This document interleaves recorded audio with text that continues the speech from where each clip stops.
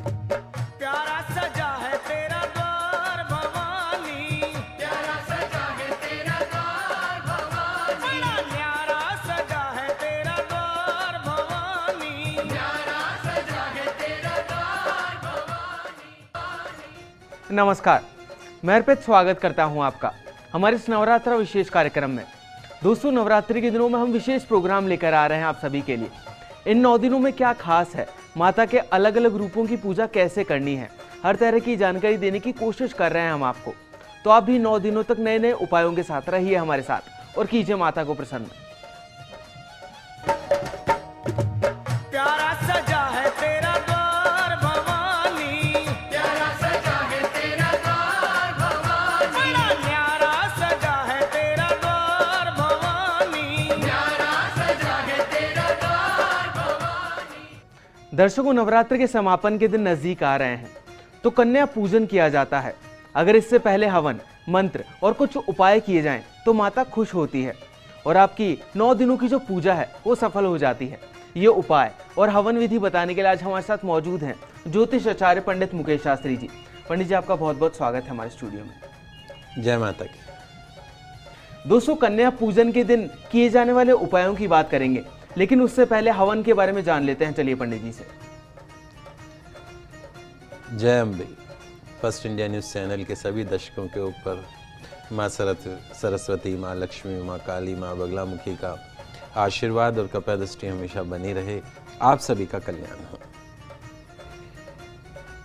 दोस्तों, नवरात्रा में पूजा के साथ साथ देवी के निमित्त हवन करने का विशिष्ट महत्व बताया गया है और हवन करना सर्व कामना पूरक माना जाता है। अधिकांश परिवारों में वैसे अगर देखा जाए तो एक कंडा गरम कर लेते हैं, उस कंडे के ऊपर लौंग के जोड़े, गूगल, घी और हवन सामग्री डालकर ही देवी की ज्योत जलाई जाती है, जिसे हम कहते हैं ज्योत देखना। भगवान की आराधना की कई विधियां हैं और सभी भक्त अपनी श्रद्धा के अनुसार माता रानी को प्रसन्न करने की चेष्टा करते हैं। किसी विधि में कोई कमी नहीं है, खाली आप इस तरीके से ज्योत जलाते हैं तो उसमें भी कोई कमी नहीं, क्योंकि माँ तो भाव की भूखी है। इन्हीं विधियों में से एक विधि है हवन करना। हवन अर्थात देवी देवताओं की पूजा अर्चना। इसे अग्निहोत्र भी कहते हैं। ऐसी मान्यता है कि हवन से देवता प्रसन्न होते हैं। जो देवताओं को जो भोजन मिलता है जब आप हवन करते हैं, उन्हीं से उनको भोजन मिलता है। हवन के अंतर्गत कुंड में प्रज्वलित अग्नि में आहुति दी जाती है, स्वाहा। जैसे ही आपने स्वाहा देवता का नाम लिया, स्वाहा किया और उनको भोजन मिला, तो यह आहुति जो है वो तुरंत ही देवताओं को प्राप्त हो जाती है। जैसे ही आपने स्वाहा किया और वो देवताओं से ग्रहण कर लेते हैं। अतः हवन का विशेष महत्व माना गया है। तो यदि आप चाहते हैं कि आपके घर में सभी देवी देवताओं का आशीर्वाद बना रहे, नवग्रह का आशीर्वाद बना रहे, षोडश मातृका का आशीर्वाद बना रहे, भगवान गणेश जी का आशीर्वाद बना रहे, माँ लक्ष्मी, माँ सरस्वती, माँ काली का आशीर्वाद बना रहे, तो हवन अवश्य करना चाहिए। तिलों की जो आहुति है स्वाहा, वो देवता ग्रहण करते हैं। देवी का एक रूप भी स्वाहा, स्वधा। स्वधा जब हम पितृपक्ष में जब तर्पण करते हैं पितरों के लिए तो स्वधा बोलते हैं, और जब देवताओं के लिए करते हैं तो स्वाहा बोलते हैं। स्वधा करेंगे तो उसको हमारे पितृ ग्रहण करेंगे, और जब स्वाहा करेंगे तो हमारे देवता ग्रहण करेंगे। तो देवताओं की पूजा करने के लिए हवन क्यों किया जाता है, यह जिज्ञासा मन में उठती है। वास्तव में देवता जैसे हम टीवी वगैरह पे देखते हैं उस रूप में नहीं होते हैं, सूक्ष्म शरीर वाले होते हैं, अर्थात दिखाई नहीं देने वाले। अग्नि में हवन किए गए द्रव्य की गंध उनको प्राप्त होती है और वो इसी से तुरंत ही संतुष्ट हो जाते हैं। इसलिए स्वाहा बोलते हुए यज्ञ की पवित्र अग्नि में देवताओं को आहुति दी जाती है, और देवताओं की प्रसन्नता से हवन करने वाले भक्तों की सारी मनोकामनाएं स्वतः ही पूर्ण हो जाती है, और देवताओं की कृपा के साथ साथ में अक्षय पुण्य की प्राप्ति होती है। यदि आपने किसी को भोजन दिया तो वो आशीर्वाद तो देगा ही ना आपको। साल 6 महीने में एक बार घर में हवन अवश्य होने चाहिए, देवताओं का आह्वान होता है और फिर उन्हें स्वाहा के साथ में हम भोजन करवाते हैं। रोज हमें अपने शरीर को चलाने के लिए भोजन की आवश्यकता पड़ती है, तो उन देवताओं को भी जो भोजन प्राप्त होता है वो जब तक आप यहाँ से स्वाहा नहीं करेंगे तब तक उनको भोजन प्राप्त नहीं होता है। तो कोशिश करिए साल 6 महीने में, 2-3 महीने में, हर महीने कम से कम घर में एक हवन जरूर रखिए। ऐसा नहीं है कि हवन का सिर्फ धार्मिक महत्व है, इसका वैज्ञानिक महत्व भी माना गया है, साइंटिफिक भी इसको प्रूव किया गया है। हवन करने से वातावरण जो है वो शुद्ध हो जाता है। और जब वर्षा नहीं हो रही होती, अकाल पड़ रहा होता है, तो देवताओं का आह्वान करते हैं और वर्षा शुरू हो जाती है। वर्षा से ही हमें जल अन्न आदि प्राप्त होता है। चूंकि हवन में कई औषधीय गुण वाली सामग्रियां प्रयुक्त की जाती हैं, जिससे हवन का जो धुआं उठता है, कई तरह के उसमें औषधीय जो गुण हैं वो उसमें मिक्स हो जाते हैं। तो वातावरण में मौजूद जितने भी विषैले कीटाणु हैं वो खत्म होते हैं। हमारी जो स्किन है उसकी रोग प्रतिरोधक क्षमता भी बढ़ती है। तो आज सभी आप दर्शकों की सुविधा के लिए हवन की सरल विधि समझाने का प्रयास कर रहा हूं। सर्वप्रथम कुश के अग्रभाग से वेदी को साफ कर एक वेदी बना लीजिए। आजकल तो बाजार में रेडीमेड में मिलता है, वो चाहे तो वो, नहीं तो ईंटों और मिट्टी की वेदी भी आप बना सकते हैं। हवन कुंड रेडी मिलता है बाजार में। कुंड का लेपन करें, गोबर जल इत्यादि से उसको शुद्ध करें। वेदी के मध्य में बाएं से 3 रेखाएं दक्षिण से उत्तर की ओर पृथक पृथक खड़ी खींचनी है आपको। चतुर्थ में तीनों रेखाओं में यथाक्रम अनामिका व अंगूठे से कुछ मिट्टी जो है वो उठा के आपको हवन कुंड से बाहर रख देनी है। पंचम संस्कार में दाहिने हाथ से शुद्ध जल जो है वो वेदी के ऊपर छिड़कना है, शुद्ध करना है। तो ये पंचभूत संस्कार बोलते हैं। उसके बाद आगे की जो क्रिया है उसमें अग्नि प्रज्वलित करके अग्निदेव का पूजन किया जाता है, उनका आह्वान किया जाता है। और फिर मैं आपको मंत्र बता रहा हूँ जिससे शुद्ध देशी घी से आहुति देनी चाहिए। एक जल प्रोक्षण जिसको कहते हैं, दीपक में जल भर के अग्नि के चारों तरफ एक कोने में रख दीजिए। ओम प्रजापते स्वाहा इदम प्रजापते नमः। अग्नि में आपने भोग दिया, उसके बाद में जो वो सुवा है जिससे आप आहुति दे रहे हैं घी की, वो फिर उस दीपक में जिसमें जल भरा हुआ उस पर टच करना है वापस। ओम अगेन फिर आप घी भरिए। ओम इंद्राय स्वाहा इदम इंद्राय नाममा, फिर उस पर दीपक पे टच करके वापस घी भरिए। ओम अग्ने स्वाहा इदम अग्ने नाममा। ओम सोमाय स्वाहा इदम सोमाय नाममा। ओम भू स्वाहा इदम अग्ने नाममा। ओम भुव स्वाहा इदम वायवे नाममा। ओम स्व स्वाहा इदम सूर्याय नमः। ओम ब्रह्मणे स्वाहा इदम ब्रह्मणे नमः। ओम विष्णवे स्वाहा ओम इदम विष्णवे नमः।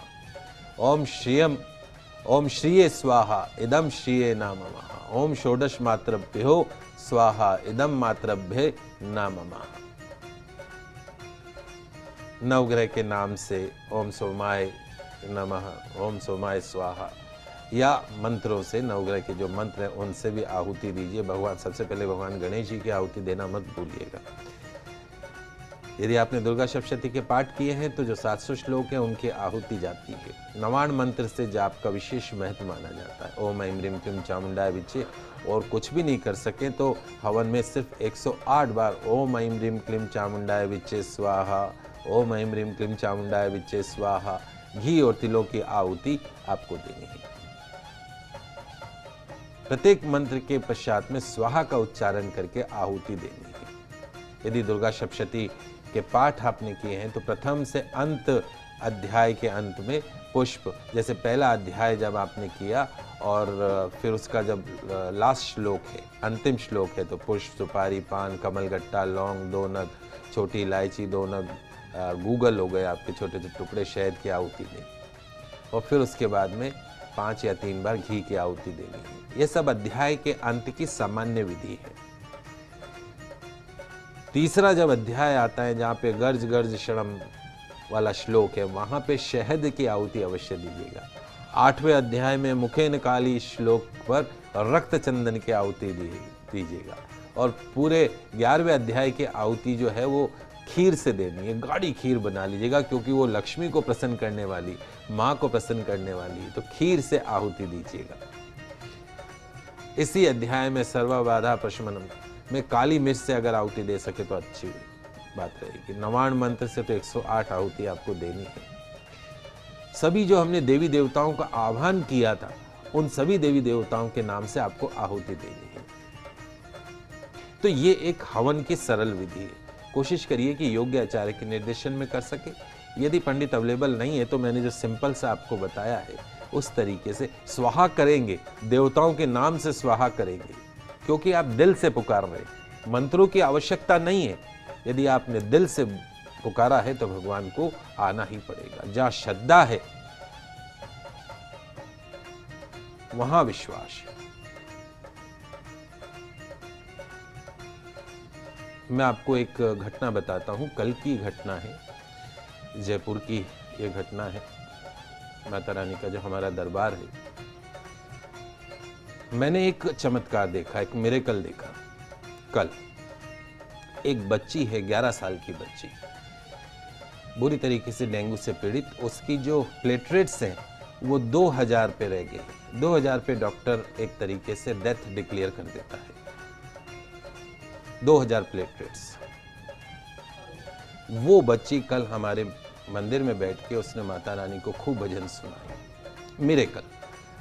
डॉक्टरों के हिसाब से वो जी नहीं सकती, लेकिन पिछले 9 दिनों से कंटिन्यूस वो बच्ची जी रही है। इसको आप क्या कहेंगे? चमत्कार, विश्वास, आस्था, श्रद्धा।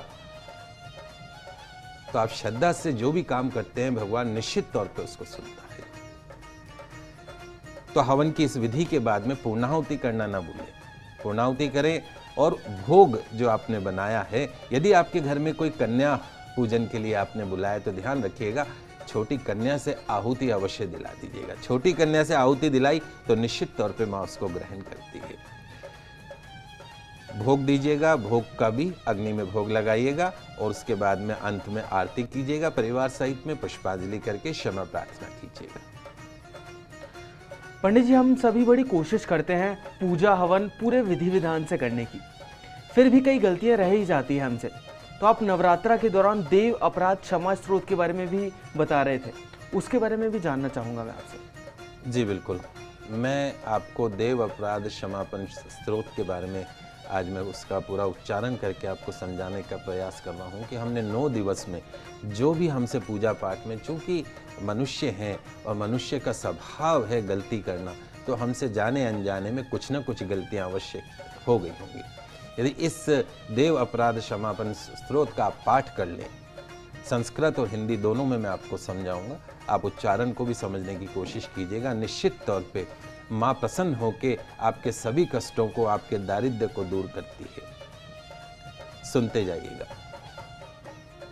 ओम न मंत्रम नो यंत्रम तदपि च न जाने स्तुति महो, न चावाहनम ध्यानम तदपि च न जाने स्तुति कथा, न जाने मुद्रास्ते तदपि च न जाने विलपनम, परम जाने मातस्तवदनुशरणं क्लेशहरणं, विधेरज्ञानेन द्रविरविरहेण लसतया, विधेया शक्तत्वा तव चरणयोर्याच्युतिरभूत्, तदेतशन्तव्यं जननि सकलो द्वारिणि शिवे, कुपुत्रो जायेत क्वचिदपि कुमाता न भवति, पृथिव्यां पुत्रास्ते जननि बहवः सन्ति सरला,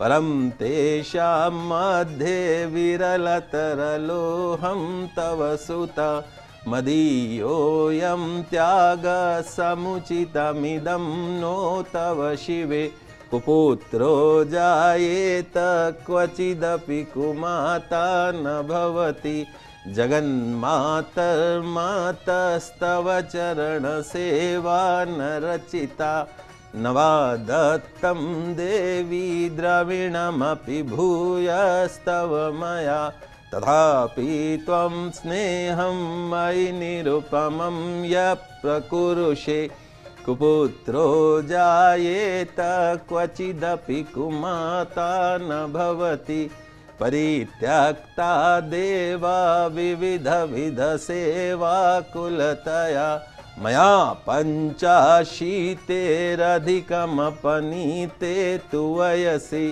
इदानीं चिन्मातस्तव यदि कृपा नापि भविता निरालम्बो लम्बोदरजननिकं यामि शरणं शपाको जल्पाको भवति मधुपाकोपमगिरा निरातङ्को रङ्को विहरति चिरं कोटिकनकै तवापर्णे कर्णे विशति मनुवर्णे फलमिदं जनको जानीते जननि जपनीयं जपविधो चिताभस्मालेपो गरलमशनं दिक्पटधरो जटाधारी कंठे भुजगपतिहारी पशुपति कपाली भूतेशो भजति जगदीशेकपदवीं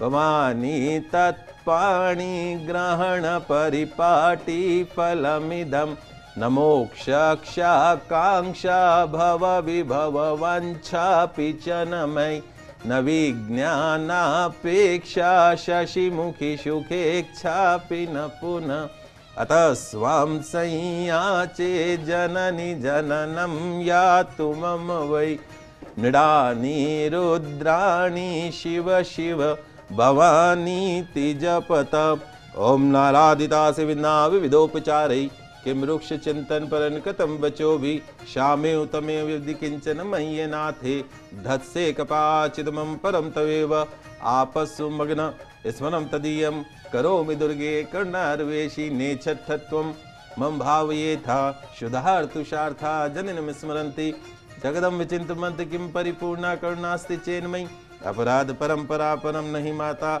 समुपेष्टे सुतम मत समय पात की नास्ति पापध्वनि तत्समा नहीं एवं ज्ञात्वा महादेवी यथा योग्यम तथा कुरु एवं ज्ञात्वा महादेवी यथा योग्यम तथा गुरु बोलंबे मात की जय।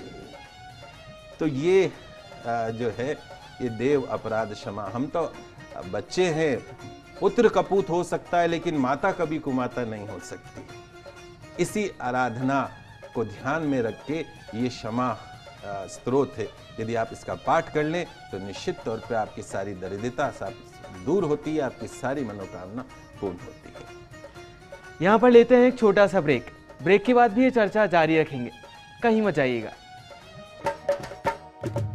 प्यारा सजा है तेरा द्वार भवानी, प्यारा सजा है तेरा द्वार भवानी, बड़ा न्यारा सजा है तेरा द्वार भवानी, न्यारा सजा है तेरा द्वार भवानी, प्यारा सजा है तेरा द्वार भवानी, प्यारा सजा है तेरा द्वार भवानी, बड़ा न्यारा सजा है तेरा द्वार भवानी, न्यारा सजा है तेरा द्वार भवानी। ब्रेक के बाद एक बार फिर से आप सभी का स्वागत है हमारे इस नवरात्रा विशेष कार्यक्रम में। पंडित जी, देव क्षमा मंत्र जो अभी आपने बताया हमें, उसका अर्थ जानना चाहेंगे हम आपसे। माँ, मैं न मंत्र जानता हूँ न मैं यंत्र जानता हूँ। अहो, मुझे स्तुति का भी ज्ञान नहीं है, न मुझे आह्वान का पता है, न मुझे ध्यान का पता है। स्तोत्र और कथा की भी मुझे जानकारी नहीं है। न मैं आपकी मुद्राएं जानता हूँ, न मुझे व्याकुल होकर विलाप करना आता है, माँ माँ माँ माँ माँ। परंतु एक बात मैं अवश्य जानता हूँ। वो क्या? वो केवल आपका अनुसरण करना, आपके हमेशा पीछे पीछे चलना, जो कि सब श्लोकों, समस्त दुखों, समस्त विपत्तियों को हर लेने वाला है। सबका उद्धार करने वाली कल्याणमयी माता। मैं पूजा की विधि नहीं जानता हूं, मेरे पास धन का अभाव है, मैं स्वभाव से भी आलसी हूं। मुझे ठीक से पूजा का संपादन करना भी नहीं आता है।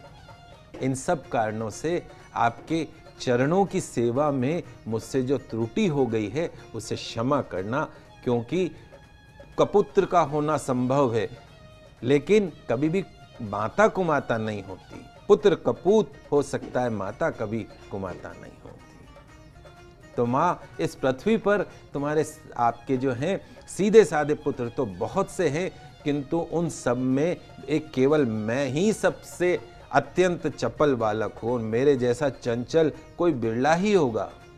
तो हे शिवे, मुझसे जो ये त्याग हुआ है ये आपके लिए कदापि उचित नहीं, क्योंकि संसार में कपुत्र का होना संभव है किंतु कहीं भी माता कुमाता नहीं होती। हे जगदम्बामाता, मैंने आपके चरणों की सेवा कभी नहीं की। हे महादेवी, मैंने कभी आपको धन भी अर्पण नहीं किया, हमेशा अपने पॉकेट में संभाले रखा। मंदिर गया तो 1 रुपए चढ़ाया, जेब में 100 रुपए थे लेकिन मैंने 1 रुपए ही चढ़ाया। तथापि मुझ जैसे अधम पर जो आप अनुपम स्नेह करती हो, इसका कारण यही है कि संसार में कपुत्र कुपुत्र पैदा हो सकता है लेकिन माता कभी भी कुमाता नहीं होती। पूत सपूत तो क्यों धन संचय और पूत कपूत तो क्यों धन संचय। तो भगवान श्री गणेश जी को जन्म देने वाली मां पार्वती, मुझे नाना प्रकार की सेवाओं में व्यस्त रहना पड़ता है, व्यग्र रहना पड़ता था। इसलिए 85 वर्षों से अधिक अवस्था बीत जाने पर भी मैंने देवताओं को छोड़ दिया। अब उनकी सेवा पूजा मुझसे नहीं हो पाती। एतएव उनसे कुछ भी सहायता मिलने की आशा नहीं है। इस समय यदि आपकी कृपा नहीं होगी तो मैं अविलंब रहित होकर किसकी शरण में जाऊंगा। तो हे माता अर्पणा, आपके मंत्र का एक अक्षर भी कान में पड़ जाए तो उसका फल यह होता है कि मूर्ख चंडाल भी मधुपाक के समान मधुर वाणी का उच्चारण करने वाला उत्तम वक्ता हो जाता है। दीन मनुष्य भी करोड़ों स्वर्ण मुद्राओं से संपन्न होकर चिरकाल तक निर्भय विहार करता रहता है। जब मंत्र के एक अक्षर के श्रवण का ऐसा फल है तो जो लोग विधि पूर्वक जप में लगे रहते हैं उनके जप से प्राप्त होने वाले उत्तम फल कैसा होगा, इसको कौन मनुष्य समझ सकता है।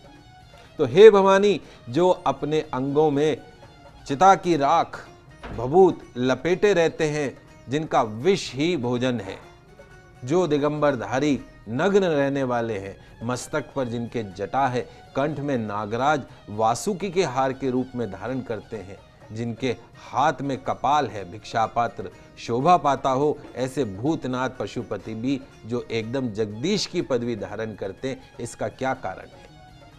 यह महत्व उन्हें कैसे मिला? यह केवल आपके पाणी ग्रहण की परिपाटी का फल है। आपने भगवान शिव के साथ विवाह किया तो उन्हें शिव का दर्जा प्राप्त हुआ। आपका नाम पार्वती होने से भगवान शिव का महत्व बढ़ गया। तो मुख में चंद्रमा की शोभा धारण करने वाली हे मां, मुझे मोक्ष की इच्छा नहीं है, संसार के वैभव की भी अभिलाषा नहीं है, न ही विज्ञान की अपेक्षा है, न ही सुख की आकांक्षा है। आपसे मेरी केवल एक ही याचना है कि मेरा जन्म मृडानी, रुद्राणी, शिव, शिव भवानी इन नामों का जप करते हुए बीत जाए। तो हे मां श्यामा, नाना प्रकार की पूजन प्रकार की सामग्रियों से कभी विधि पूर्वक आपकी आराधना मुझसे हो न सकी। सदा कठोर भाव का चिंतन करने वाली मेरी वाणी ने कौन से अपराध नहीं किए हैं मां, फिर भी आप स्वयं ही यत्न करके मुझ अनाथ पर जो किंचित कृपा दृष्टि रखती हो मां, वह आपके ही योग्य है। आपकी जैसी दयामयी माता ही मेरे जैसे कुपूत को आश्रय दे सकती है। तो दोस्तों, उम्मीद करते हैं कि पंडित जी के द्वारा बताए गए मंत्र और हवन विधि आप करेंगे तो माता आपसे जरूर खुश होगी। आशा करते हैं कि नवरात्रा आपके लिए मंगलमय हो पंडित जी, हमारे स्टूडियो में आने के लिए और दर्शकों को इतनी सारी जानकारी देने के लिए आपका बहुत बहुत शुक्रिया। नवरात्रि का जो त्यौहार है, आशा है कि आप ये जो हमारे स्पेशल एपिसोड है इन सब का आपने खूब आनंद उठाया होगा। माता रानी की कृपा आपके घर में हमेशा बनी रहे, अन्न का भंडार भरा रहे, धन का भंडार भरा रहे। जयकारा शेरावाली का, बोल साचे दरबार की जय। दोस्तों, कल फिर से आपसे मिलेंगे और अष्टमी पर कन्या पूजन के समय किए जाने वाले उपाय भी आपको बताएंगे। तब तक के लिए खुश रहिए और अपना ख्याल रखिए। नमस्कार।